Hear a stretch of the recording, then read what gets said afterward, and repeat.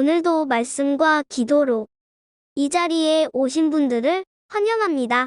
7월 9일 함께 나눌 하나님 말씀은 출애굽기 36장 8절로부터 38절 말씀입니다. 한치의 오차 없는 성실한 명령 수행. 지금부터 본문을 읽겠습니다. 일하는 사람 중에 마음이 지혜로운 모든 사람이 열폭 휘장으로 성막을 지었으니 곧 가늘게 꼰 배실과 청색, 자색, 홍색 실로 그룹들을 무늬 놓아 짜서 지은 것이라. 매 폭의 길이는 28규빗, 너비는 4규빗으로 각 폭의 장단을 같게 하여 그 5폭을 서로 연결하며 또 그 5폭을 서로 연결하고 연결할 끝폭가에 청색 고를 만들며 다른 연결할 끝폭가에도 고를 만들되 그 연결할 한 폭에 고리 쉰개를 달고 다른 연결할 한 폭의 가에도 고리 쉰개를 달아 그 고들이 서로 대하게 하고 금 갈고리 쉰개를 만들어 그 갈고리로 두 휘장을 연결하여 한 막을 이루었더라.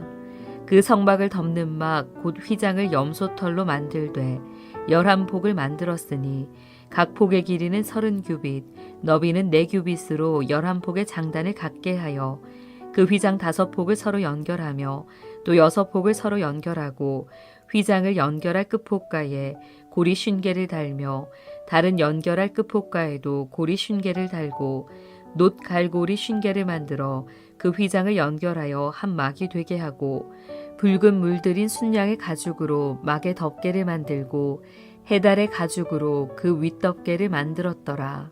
그가 또 조각목으로 성막에 세울 널판들을 만들었으니 각 판의 길이는 10규빗, 너비는 1규빗 반이며 각 판에 2촉이 있어 서로 연결하게 하였으니 성막의 모든 판이 그러하며 성막을 위하여 널판을 만들었으되 나무로는 남쪽에 널판이 20개라.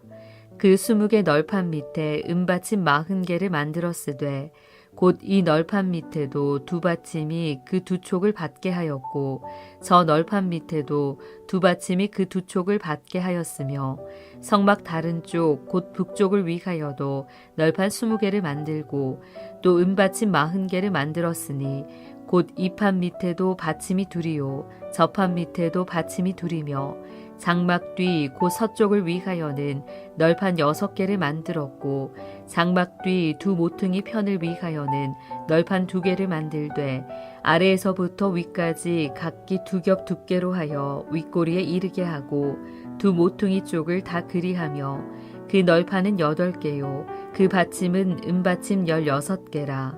각 널판 밑에 2개씩이었더라. 그가 또 조각목으로 띠를 만들었으니 곧 성막 이쪽 널판을 위하여 5개요 성막 저쪽 널판을 위하여 5개요 성막 뒤 곧 서쪽 널판을 위하여 5개며 그 중간 띠를 만들되 널판 중간 이 끝에서 저 끝에 미치게 하였으며 그 널판들을 금으로 싸고 그 널판에 띠를 꿰 금고리를 만들고 그 띠도 금으로 쌌더라.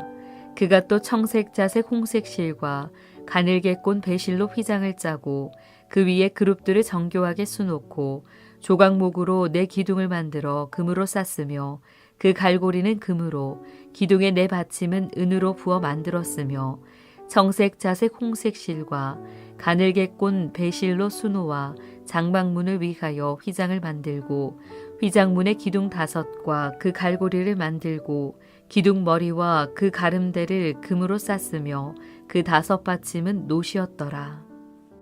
본문 전체 이해와 본문 해석입니다. 어제 본문에서는 성막 제작자들이 소개되었지요.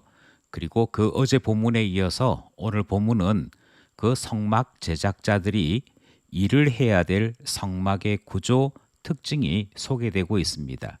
이 내용은 26장에서도 이미 소개되었던 것인데 반복해서 나타나고 있습니다. 하지만 완전히 똑같은 내용을 복사해서 붙이는 그와 같은 형식은 아니고 오늘 본문만이 가지고 있는 몇 가지 특징이 있습니다. 첫 번째 차이점은 앞선 본문에서는 법궤에 대한 말씀이 먼저 있었고 그리고 난 다음에 성막에 대한 구조, 특징이 소개되었던 것에 비해 오늘 본문에서는 법궤나 기구들에 대한 말씀보다도 성막에 대한 말씀이 먼저 등장을 합니다. 또 내용 면에서도 앞부분과 달리 조금 생략되어서 간략하게 소개되는 특징도 가지고 있습니다. 이런 특징으로 구성되어 있는 오늘 본문을 살펴보도록 하겠습니다. 첫 번째 문단은 8절에서부터 13절입니다. 그룹들 문이 놓아 짜서 지은 휘장에 대한 내용이 등장하지요. 앞부분에서는 지성소, 성소 그 순서대로 기구들이 소개되고 있고 그리고 난 다음에서 성막 휘장에 대한 내용이 소개됩니다. 그런데 이미 말씀드렸던 것처럼 오늘 우리가 속해 있는 출애굽기 후반부 본문에서는 성소나 지성소에 있는 기구들 설명보다도 휘장에 대한 말씀이 먼저 소개되고 있습니다. 왜 이렇게 순서가 달라졌을까? 그것에 대한 가장 가능성이 있는 대답은 아마도 모세의 명령을 따라 헌물을 했다. 그렇게 기록된 내용이 등장하지요.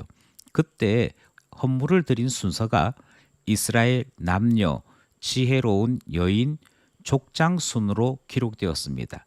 아마 그 순서를 따라 이들이 드렸던 헌물들로 말미암아 완성되는 것들에 대한 설명이 하반부 본문에서는 전체 순서가 된 것이 아닌가 생각을 하는 것이지요. 먼저 휘장에 대해서 그룹들이 수놓여져 있는 특징이 있다. 이 사실을 강조하고 있습니다. 그러니까 그룹들이 수놓여져서 휘장을 둘러쳐져 있는 곳마다 천사들이 나타나도록 했다 하는 특징인 것이지요. 이와 같은 그림은 에덴 동산을 연상하게 합니다. 하나님께서 아담과 하와를 내쫓으시고 그룹들에게 명령하셔서 에덴 동산을 지키도록 하셨지요. 마치 그것과 같이 성막 안에 그룹들을 수놓아 이곳이 하나님 나라요, 이곳이 에덴 동산이며 이곳이 하나님 계신 아름답고 거룩한 곳임을 나타내는 상징으로 설치가 되었습니다. 바로 그 내용, 그룹들 무늬를 놓아서 휘장을 꾸몄다. 이 본문 살펴보았습니다. 둘째 문단은 14절로부터 30절입니다. 막과 판으로 성막의 형태를 이루었다 하는 내용이지요. 먼저 14절에서부터 20절 내용에서는 여러 겹으로 만들어진 성막 전체를 덮는 막에 대한 설명이 등장을 합니다. 이 막은 여러 겹인데도 불구하고 여기에서는 염소 털로 짠 막, 그리고 숫양의 가죽으로 꾸며져 있는 막, 그리고 해달의 가죽 덮개만을 설명합니다. 그러니까 사이사이에 있었던 것들은 다 생략했다는 것인데요. 이것은 그만큼 성막 전체를 튼튼하게 지켰다, 비나 다른 오염으로부터 성막을 보호하도록 했다 하는 막에 대한 가장 큰 특징을 전달하는 목적으로 기록된 것 같습니다. 또 반면에 21절에서부터 30절에는 판에 대한 설명이 등장합니다. 성막의 구조를 설명하는 용도입니다. 먼저 입구가 동쪽에 있었기에 서쪽을 성막의 뒤라 그렇게 표현하고 있지요. 그 성막 뒤와 동쪽의 구조는 짧습니다. 반면에 남과 북은 길게 형성되어 있습니다. 그러니까 성막의 구조 자체가 동서로 긴 구조 형태다 하는 이 전체 구조를 설명하는 용도가 있고요. 또 이 성막을 이루는 판이 하나씩 하나씩 붙여져서 연결되어 붙이는 구조로 완성되었다 하는 내용도 설명이 되고 있지요. 그러니 여기에 등장하는 판들이 성막의 전체 규모나 구조를 알 수 있도록 해준다. 그리고 성막의 중심이 이렇게 잡혀 있다 하는 설명이 둘째 문단에 나타나고 있는 것입니다. 결국 막과 판으로 성막 형태를 이루었다 하는 내용인 것이지요. 마지막 셋째 문단은 31절로부터 38절입니다. 조각목뒤 전체 배치에 대한 말씀입니다.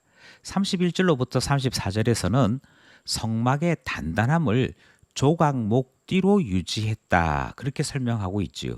마치 사람이 바지를 입을 때 허리띠를 둘러서 그 단단함을 갖추는 것처럼 판이 붙어서 있는 성막의 구조물에 허리띠를 두르듯 띠를 둘러서 성막 전체의 구조물을 단단하게 유지시켰다. 그래서 강한 내구성을 가질 수 있게 했다 하는 설명이 등장합니다.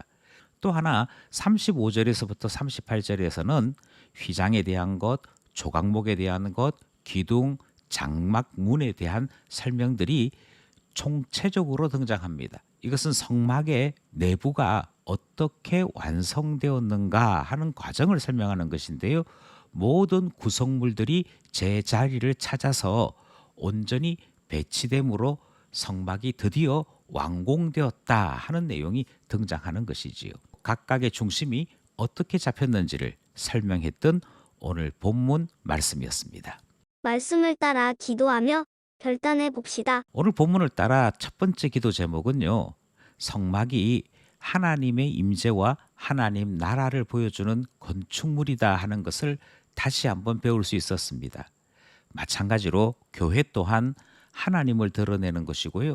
하나님의 나라가 나타나는 공동체가 교회이지요.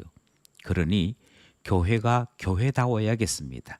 교회의 본질이 하나님을 드러내는 것, 하나님 나라를 나타내는 것임을 기억하면서 우리 교회가 이 본질을 잘 감당할 수 있기를 위하여 기도하게 되는 것입니다. 두 번째는 여기에 등장하는 판이나 여기에 등장하는 막은 예쁘거나 부드럽거나 매력적인 요소는 전혀 없었습니다. 하지만 성막을 든든하게 지키고 보호하고 모든 오염으로부터 막아내는 것은 바로 이 막과 판들이 감당했던 일이지요. 우리의 신앙에도 이처럼 중추 역할을 하면서 든든함을 가지는 핵심이 있어야 할 것입니다. 그것은 성경 말씀에 대한 확신이고 하나님을 경외하는 마음이 아닐까 생각하는 것이지요. 그것이 우리 가운데 있을 때 우리 신앙은 든든해진다 그렇게 말씀드릴 수 있기에 우리의 신앙을 지키는 든든함을 주셔서 기도하게 되는 것입니다. 마지막으로 성막이 내구성을 가질 수 있는 맨 마지막 그리고 가장 중요했던 것은 허리에 두르는 띠, 곧 조각목 띠가 성막을 든든하게 만들었습니다. 우리에게도 우리 공동체를 든든하게 묶고 하나 되게 하시는 힘이 있습니다. 그것이 바로 성령의 역사이지요. 성경은 성령의 하나 되게 하시는 은혜를 말씀하고 있고 그것을 지키라 가르치고 있습니다. 하나 되게 하시는 은혜 주소서 이로 통하여 교회답게 하옵소서 기도하게 되는 것이지요. 말씀과 기도로 하나 되는 우리 모두 되기를 소원합니다.